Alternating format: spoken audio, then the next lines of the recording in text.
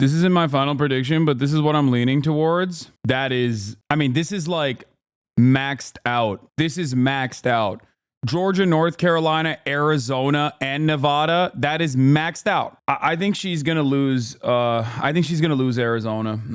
He's only missing blue Texas. Yeah, I don't know about Georgia, and I don't know about Arizona, but I do think the blue wall will hold, and that's all that needs to happen anyway for her to win. How are people so confident? They're not. This kind of attitude is not reflected in the mainstream at all. For the record, no, most people are terrified. Are you kidding me? And that's partially because the media, due to the overconfidence in 2016, is, in my opinion, radically underestimating Kamala Harris's chances way more than they ever have underestimated the Democratic Party. I wonder how much this is going to contribute to the insanity on November, the night of the election. Michael from Pennsylvania's prediction is Nevada, Arizona, done deal. North Carolina, Georgia, done deal.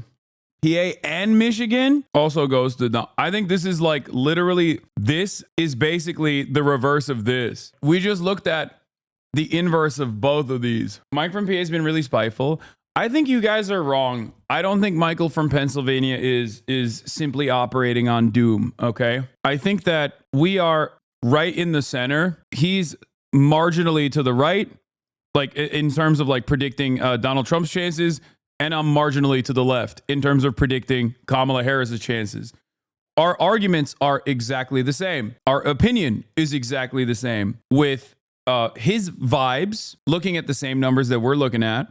His vibes, because it's not just numbers. We're doing numbers and vibes, okay? He's looking at the numbers and he's looking at the vibes. And his vibes, especially as someone who's on the ground in Pennsylvania, I think it's very important, are that a lot of the base of support has hemorrhaged in the suburbs. And that Kamala Harris cannot make up for it with the, or not suburbs, sorry, with the urban areas. And Kamala Harris cannot make up for it with the suburban white vote, because the suburban white vote will still overwhelmingly favor the Republican Party. That's his assessment on the matter. And I think that that is a fair assessment. My assessment is that not enough of the suburban, or not enough of the urban constituency is going to, refuse to go and vote for Kamala Harris. But more importantly than that, I think that there is a tremendous amount of, like, a lot of support that directly robs Republicans from their base of support. I think the turnout is too low among the cities, and rules are up. The suburbs aren't enough. It's my analysis. If I'm wrong, you'll see big turnout in Atlanta, Philly, Las Vegas on election day. Yeah. No, I don't disagree with you. This is coming from the same place. You lose the urban turnout, and if you lose enough of your urban turnout from your base, black people, brown people, young people in general, like when you hemorrhage that because you're shitty on Gaza, you haven't really adequately presented solutions to the problems that they're foreseeing, and you just kind of write them off because you're desperately trying to shake the tree for as many white suburban wine moms as you possibly can gain in Arizona, where it's not going to happen. Like, this will directly contribute to Kamala Harris's loss. I, however, do still believe that the gains that she has made up in the suburbs, specifically with white women, especially paired up with the base not hemorrhaging hard enough, will cause her to win in these states. And I think most of that, you were set up for disappointment come election day. No, because if Donald Trump won, I wouldn't be shocked. Why would I? Like, in terms of disappointment, I'm set up for disappointment either way. Kamala Harris wins, I'm still disappointed about the future of this country. Donald Trump wins, I'm devastated and terrified for the future of this country. But if you think like I am, I'm personally like in the tank for Kamala Harris, or think that Kamala Harris is definitely a lock, like I've never communicated that at all. My guy was Biden, and he's out of the race already. You know what I'm saying? I'm riding with him still, but that doesn't mean... Devastating for who? It's already devastating for many. Who are you most fearful for? Dude, everyone. Donald Trump's gonna up every single marginalized group further than the Democrats have let the Republicans them up under their reign. Brother, they do whatever the they want when Democrats are in charge. You seem kind of obsessed over this whole election thing. Shaking my head. Yeah, bro. Low key. Is it just me, or is Hasan really like obsessed with this election, dude? It's like kind of It's giving hyperfixation, sweetie. I don't really understand it. Didn't know marginalized groups equals everyone. I mean, pretty much everyone except like a white man, I guess. But like Republican policies hurt white people too. Unless you are literally Donald Trump, you will be in some way, shape, or form harmed by his policies, okay? Unless you are either A, Donald Trump, or someone exactly like Donald Trump, you are going to be harmed by his policies. That's the whole point. That's why I advocate for policies and legislation that seemingly is against my immediate self-interest in terms of like my take-home pay. You know what I mean? In terms of like how much taxes I pay, in terms of how my taxable revenue gets allocated and distributed. Because it's not simply because I'm a selfless man. I'm so empathetic. I'm so nice.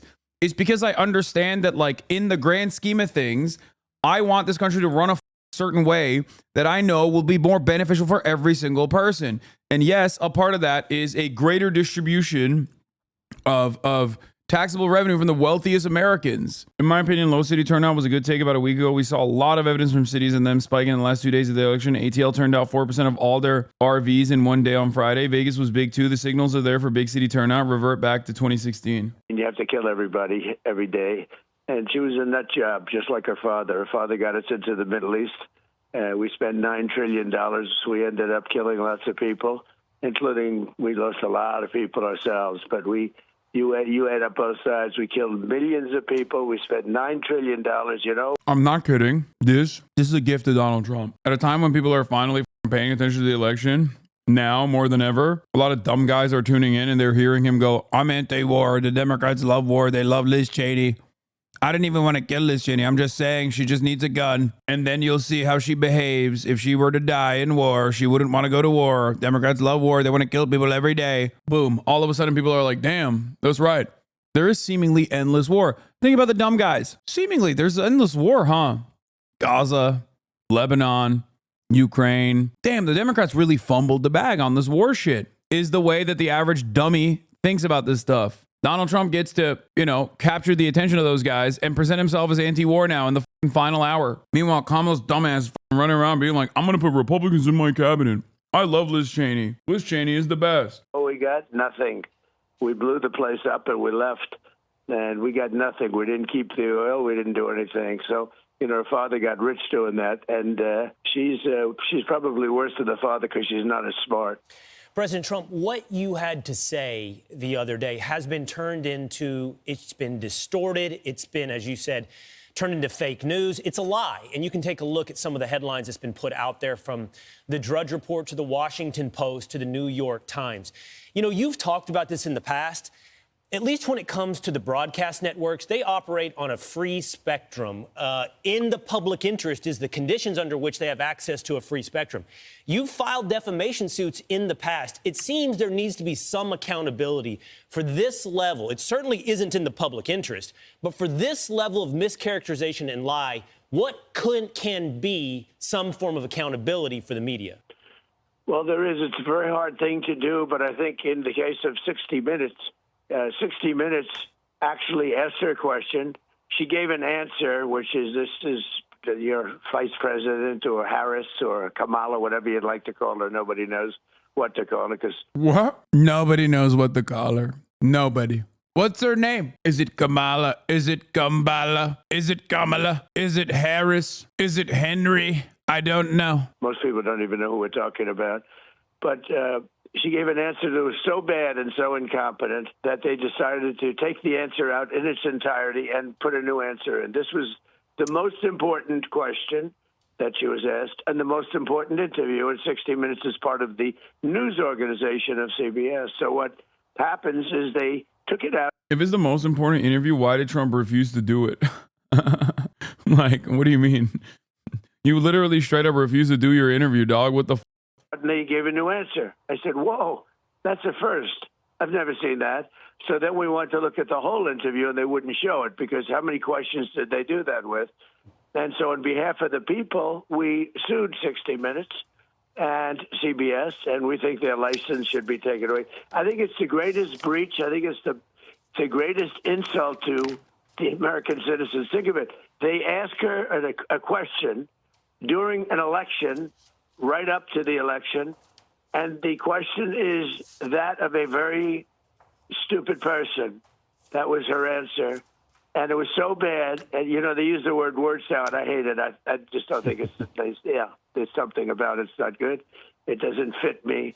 But I'll tell you, they call it word salad. It was just a series of... Damn, why'd you get triggered by the word salad, dude? It doesn't fit me. I never ramble. I weave. It's different. Words that weren't connected. And there was something wrong with her.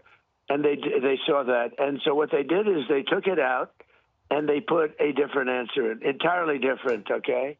Which was a better answer, normal. In other words, this was not a great answer, but it was an answer at least. And they went with it, and that's what they broadcast. I think it's the biggest scandal in broadcast history. What they did, nobody's ever heard of this before, where they take the answer and they put another answer in. So I sued them, and we'll see how the suit turns out, because I think it's a terrible thing, because our broadcasters have no value. The media is so corrupt in our country. Nobody's ever seen anything like it. Mr. President, are you considering, because they're turning what you had to say into a call to execute Liz Cheney, are you considering defamation suits against the media enterprises who are putting that out today? Well, the media is so dishonest, and they put out so many false stories that I'm not sure that we have enough lawyers in the country to handle it. Okay? Really, there's so many false things. I mean, almost everything is they're 90% fake. And they put out answers, and you guys know, you understand it. You're legitimate, and you have a fantastic show. The chemistry in your show is unbelievable, and I don't have to tell you because you know that. But the chemistry, the three of you are unbelievable, so I congratulate you. That's not easy to do. But the news... It was literally the B team of Fox and Friends. Not even the B team, the C team. God, I'm such a f***ing freak. What's wrong with me, dude? I have my favorite Fox and Friends team. I'm over here ranking my favorite Fox and Friends lineup, dude. There is something irreparably broken inside of me. I have done far too much news. I've gone off the deep end. Is so corrupt.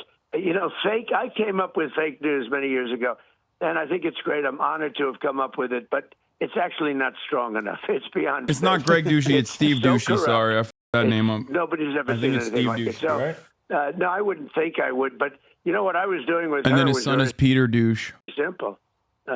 She was somebody that I met with in the White House, along with others. She always wanted to go to war with anybody. If somebody stepped 1 foot in the wrong direction, she'd like to blow them away. And so I call her Madam Tough Person. I said, "Oh, she's such a tough one." Oh, jokingly, sarcastically, I'd say, "Oh, we have this tough one coming." Every time I saw her, I mean, literally, if there was a drone that happened to fall down on our property, she'd say, "We're going to go to war with Russia. Let's start a new war with Russia." So she was, and by the way, those aren't tough people.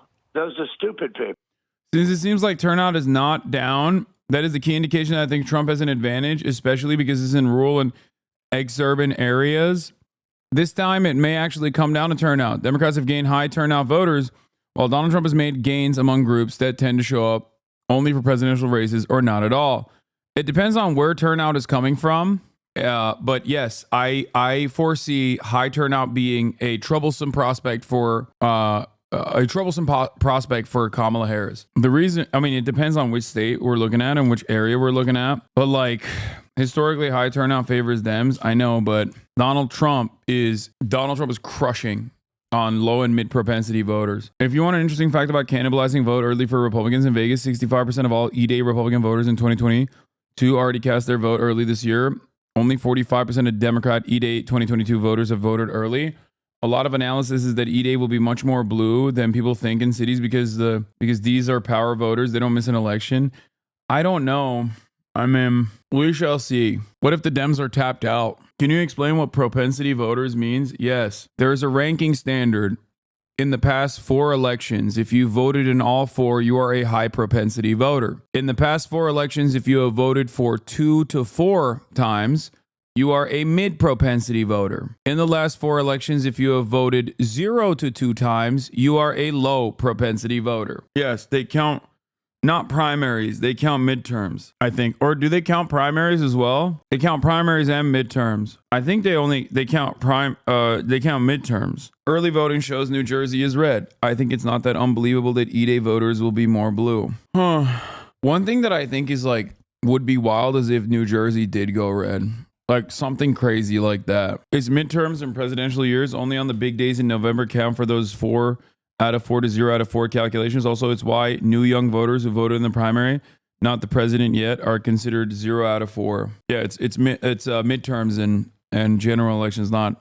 If New Hampshire is close, hold on to your butt. Red DC, no. New Jersey has the makeup of a state that could be like sneakily red. It's not, but it's too diverse, I think, to be red. But New Jersey is like a weird ass state. I think the only thing that saves New Jersey from being red is that it's like one of the highest density suburb places in the country, I think. It has far too, like, the population centers are way too slammed up on top of one another, even if they're suburbs. So when you are living on top of one another, even if you're literally living in a suburb, if you're living on top of one another, then you still have a likelihood of becoming more liberal. Its population density is far too high for it to be a red state. Unions are still strong debt machine in huge cities everywhere, not enough rural. Yeah. That's why I've read over and over again that Wisconsin is the one to actually look at, despite what the polls are showing, because Wisconsin is like mostly rural, and the rural vote is incredibly strong in Wisconsin. So that one might be the one that shocks people, but it doesn't really matter because Pennsylvania is the only thing that matters. So yeah, you should also make a map like this with predictions, good content. Nah, I don't care. Okay. And she was always like, pressing for word. In fact, it's why I had a fallout. I didn't want to deal with her too much because she was always difficult, but she was like a war hawk. So what I was saying is this is a big Why does population density affect libertarianism? No, population density affects liberalism because a key predictor of whether you are going to vote Republican or liberal is your educational attainment, and beyond your educational attainment, the fact that you live in an urban environment or a diverse environment or not. If you literally, if you live in a high density area, you are consistently meeting people that are different than you, that have a diversity of opinion, that look different than you, might even speak a different language, have different educational attainment than you. And this causes you to be infinitely more empathetic to people, even if you are hog-like.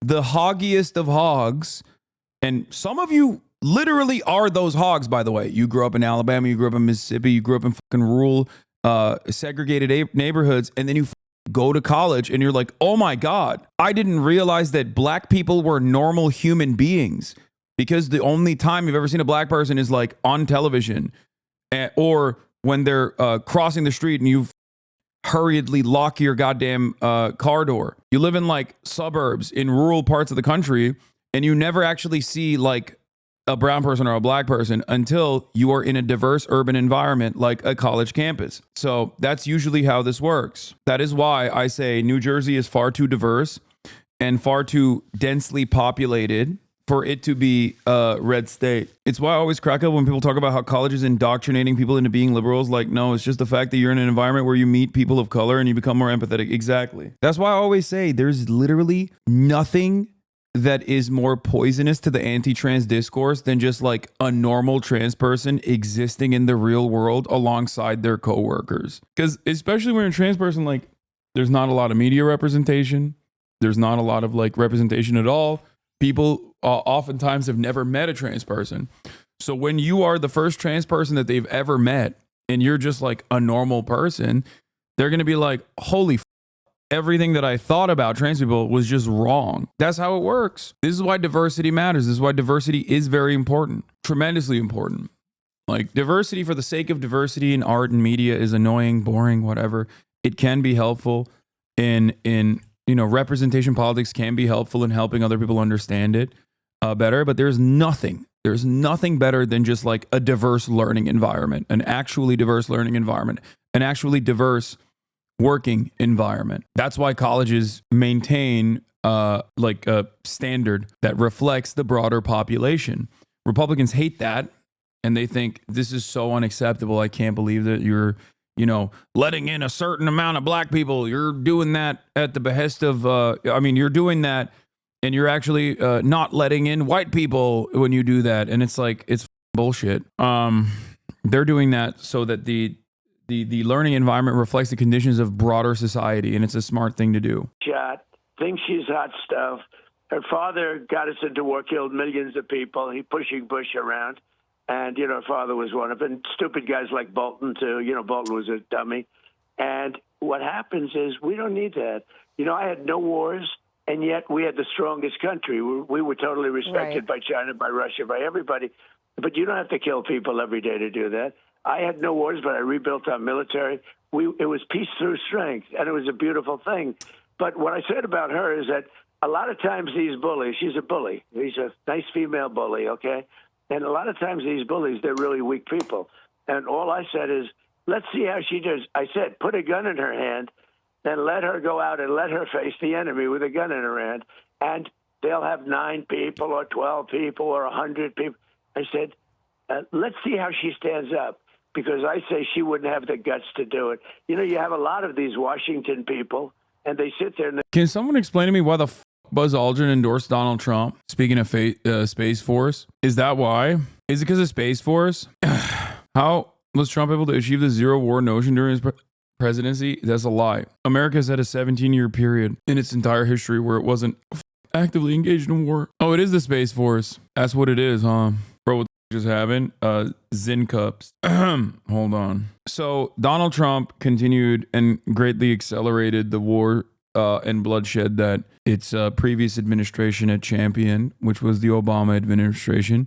Just like Barack Obama ran on ending the existing wars and then didn't do so and simply continued and greatly accelerated certain aspects of the war, including but not limited to the troop surge in Iraq. He did not close Guantanamo Bay. He did not prosecute people who tortured people in the previous administration. All of that was a lie. And Donald Trump also presented himself as a peaceful dove, as he said correctly that Hillary Clinton was a champion and an architect of the Iraq War, or a champion of the Iraq War, even though Donald Trump himself still turned around and accelerated the wars, including but not limited to drone strikes. Donald Trump actually was worse on our relationship with Iran than even Barack Obama was. Barack Obama's signature and foreign policy achievement was most likely the Iran denuclearization agreement. Donald Trump also in 2016 did another thing that a lot of people forget, because he likes to speak from both sides of the mouth and burn the candle on both ends.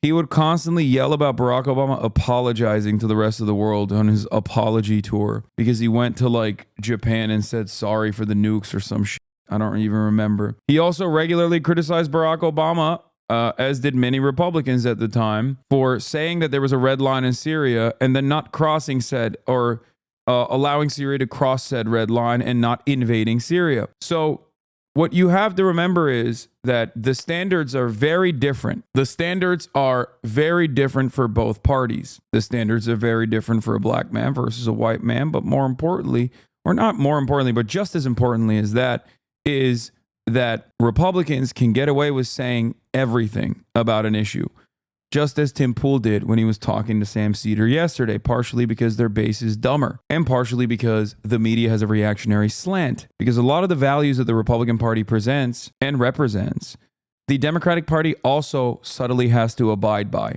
Both parties are captured by the corporate oligopoly.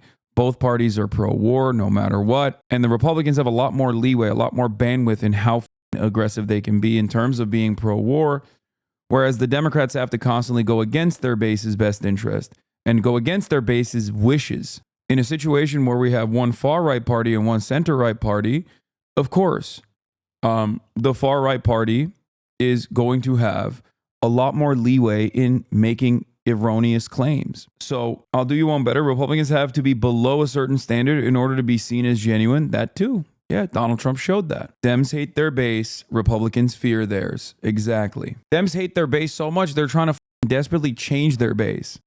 They're like, hey, Republicans, vote for us, please. Trump's North Korea policy was significantly better than Biden's, and his Ukraine policy is likely to save thousands of lives, while Dem policies continue to push Ukrainians into the meat grinder. I don't know what Trump will actually end up doing with Ukraine. I think it's like his NATO shit. He's not actually anti-NATO. He just got more money from NATO partners. Like, he got NATO partners to put more money into their own defenses. A policy that Biden continued as well. I don't think that Donald Trump is actually going to stop the war in Ukraine. Like, a lot of people say that because they think he's in the pocket of Putin or whatever, right? When in fact, I don't think he's going to be in the pocket of Putin and come to the table and force Ukraine to make concessions to Russia to end the war, to end Russia's invasion, because there are material interests at play there that are far larger. If Donald Trump ends up winning and he does not stop the flow of weapons into Ukraine, do not be shocked. I do not think he will stop funding Ukraine. I don't know why you guys think this. Foreign policy is bipartisan. Foreign policy is bipartisan. It is not directed by moral interests in defending Ukraine, as it is not directed by Trump's own personal potential allegiance to Vladimir Putin. It is directed by the military-industrial complex. And the military-industrial complex is absolutely and firmly committed to continuing both the war in Ukraine. Russia's unjustifiable incursion has been greatly beneficial for them, and they didn't necessarily like that we pulled out of Afghanistan to begin with.